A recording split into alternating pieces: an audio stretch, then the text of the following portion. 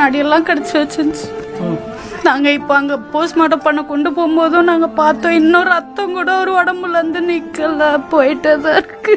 ஆணுறுப்பை கவ்வி கொடூரமாக கொஞ்ச நாய். சென்னை ஜாஃபர்கான் பேட்டையில் 48 வயது மதிக்கத்தக்க ஒருவர் சமையல்காரராக பணிபுரிந்து வரும் இவர் தன்னுடைய வேலையை முடித்துவிட்டு வீட்டுக்கு வெளியே ஓய்வெடுத்துக் கொண்டிருக்கும் பொழுது பிற்பகல் சுமார் 3 மணி அளவில் அவருடைய பக்கத்து வீட்டில் வசிக்கும் பூங்குடி தன்னுடைய செல்ல பிராணியான பிட்புல் டாகுடன் வாக்கிங் போகும் பொழுது அங்கு வீட்டுக்கு வெளியே ஓய்வெடுத்துக் கொண்டிருந்த கருணாகரனை திடீரென ஆக்ரோஷமாக பாய்ந்த அந்த பிட்புல் டாக் அவருடைய ஆணுறுப்பையும் தொடையையும் கடித்து கொதறியதுங்க. நாயை அடக்க முயன்ற உரிமையாளர் பூங்குடியையும் கடித்து கொதறியதுங்க.